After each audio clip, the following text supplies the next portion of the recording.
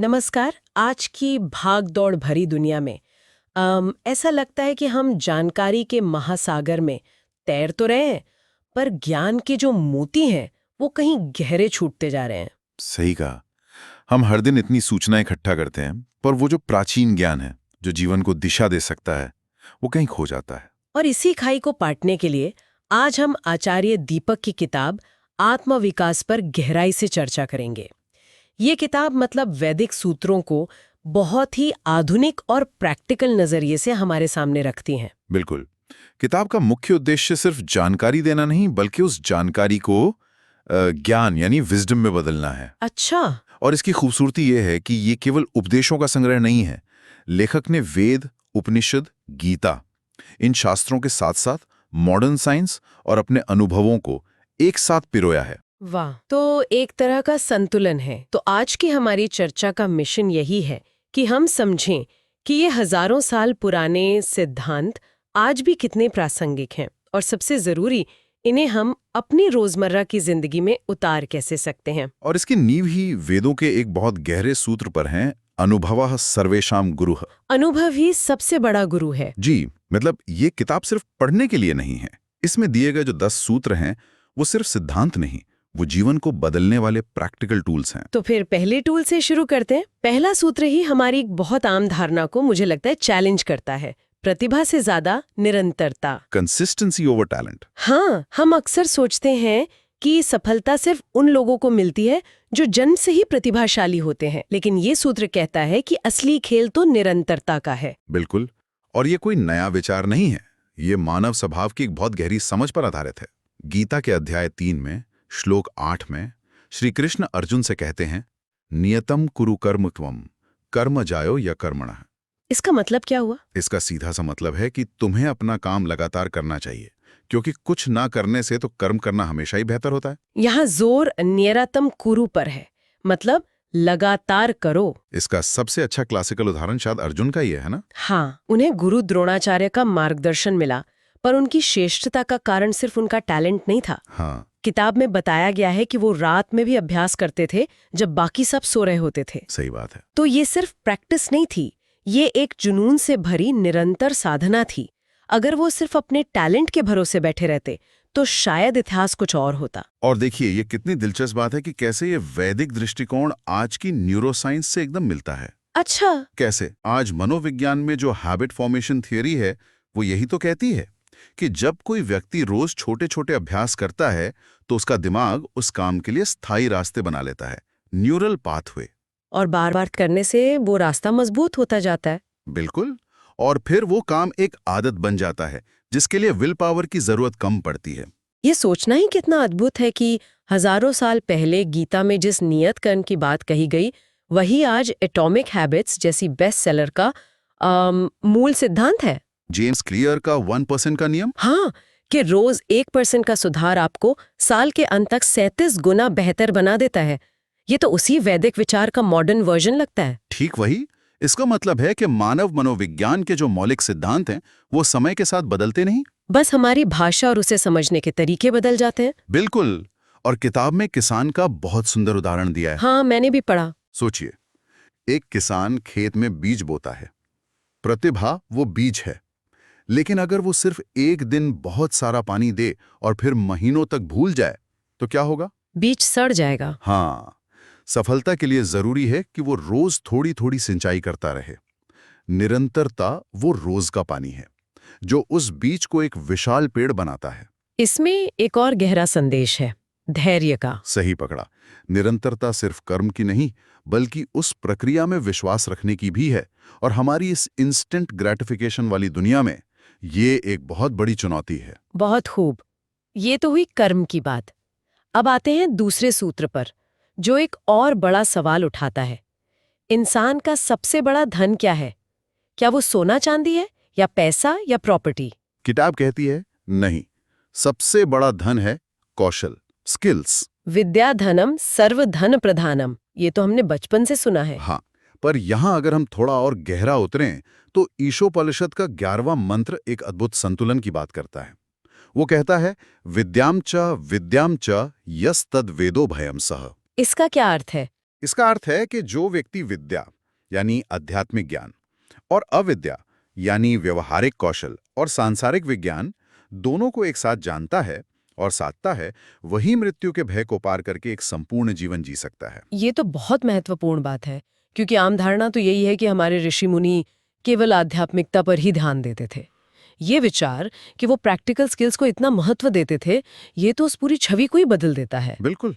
वेदों में यज्ञ विज्ञान है जो अपने आप में एक जटिल इंजीनियरिंग और केमिस्ट्री है। औषधि निर्माण, गणित के सिद्धांत, खगोल विज्ञान, स्थापत्य कला, इन सभी का विस्तृत वर्णन मिलता है।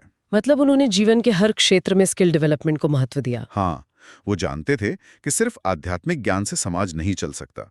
समाज को चलाने के लिए कुशल लोगों की जरूरत होती है। और अगर इसे हम आज के दौर से जोड़ें, तो आज की दुनिया नॉलेज इकोनॉमी से ज्यादा स्किल इकोनॉमी बन चुकी है ना? बिल्कुल। आज डिग्री से ज्यादा इस बात को महत्व दिया जाता है कि किसी के पास कम्युनिकेशन, टेक्नोलॉजी या प्रॉब्लम सॉल्विंग जैसे स्किल्स हैं या नहीं। हाँ, आजकल तो कई कंपनियां डिग्री मांगती नहीं है, वो सीधे स्किल टेस्ट लेती हैं। वर्ल्ड इकोनॉमिक फोरम की एक रिपोर्ट भी यही कहती है कि आने वाले समय में क्रिटिकल थिंकिंग, इमोशनल इंटेलिजेंस और डिजिटल लिटरेसी जैसे स्किल्स सबसे जरूरी होंगे। देखिए, भौतिक संपत्ति तो अस्थिर है, वो कभी भी छिन सकती है। सही बात है।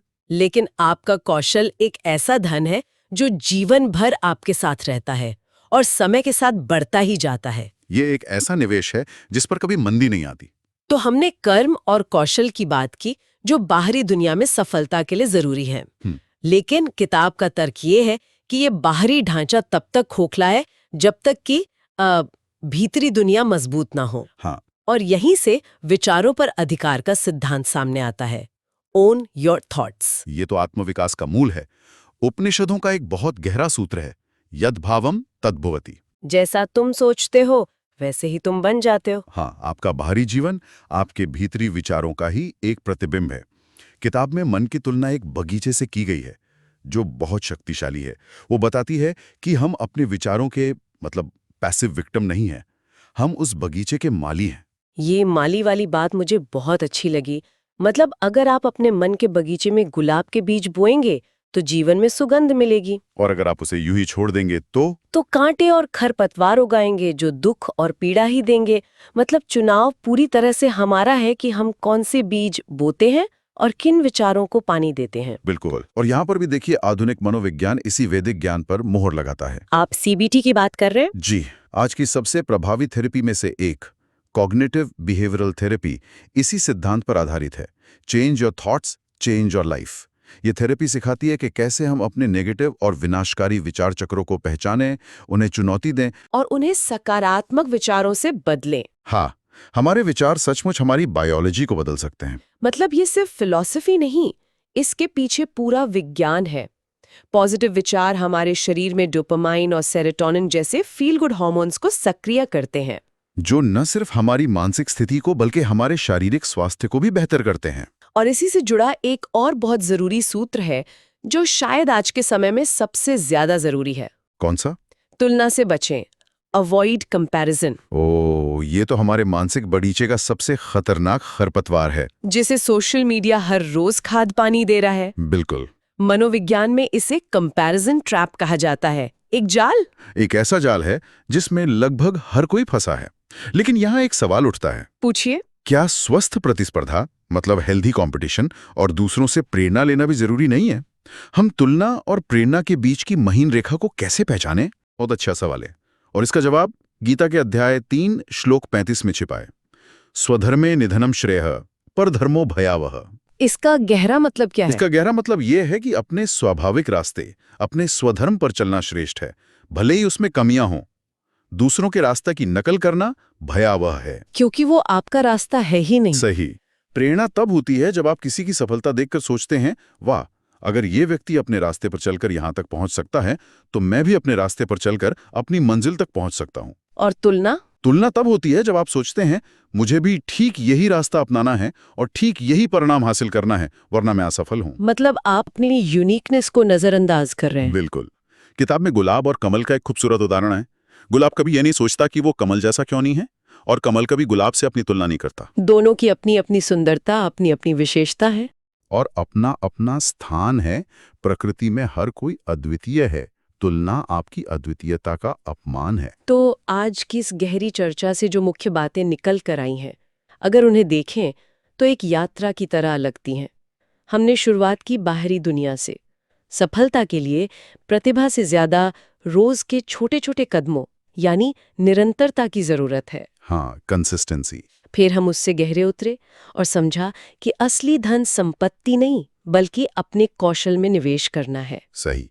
और अंत में हमने ये जाना कि ये बाहरी ढांचा तब तक अधूरा है जब तक हम अपनी भीतरी दुनिया के मालिक ना बने, अपने विचारों पर अधिकार पाकर और दूसरों से तुलना के जाल से बचकर अपने अनूठे रास्ते पर चलकर। एकदम सही। ये सूत्र हमें बाहरी सफलता और आंतरिक शांति दोनों का मार्ग दिखाते हैं। एक संपूर्ण जीवन का ब्लूप्रिंट है। किताब का अंतिम संदेश भी बहुत सुंदर है, जो पूरी चर्चा का सार है। जीवन केवल जीने का नहीं बल्कि उसे सार्थक बनाने का नाम है। वाह! ये सूत्र हमें सिर्फ जीने के लिए नहीं बल्कि एक उद्देश्य के साथ एक सार्थक जीवन जीने के लिए प्रेरित करते हैं। और इसी बात से एक सवाल मेरे मन में उठता है, ये जरूर जो हमारे सुनने वालों के लिए सोचने का एक बिंदु हो सकता है। जरूर। यह पुस्तक आत्मविकास पर केंद्रित है, यानी अपने भीतर सुधार करने पर। लेकिन सोचने वाली बात यह है कि जब कोई व्यक्ति अपने विचारों, भावनाओं और कौशलों पर काम करके खुद को बेहतर बनाता है, तो समाज के प्रति उसकी जिम्मेदारी कैसे बदलती है? क्या आंतरिक विकास का अंतिम लक्ष्य केवल व्यक्तिगत सफलता और शांति है, या इसका प्रभाव हमारे आसपास की दुनिया पर भी पड़ना चाहिए? एक बेहतर व्यक्ति एक बेहतर समाज के निर्माण में क्या भूमिका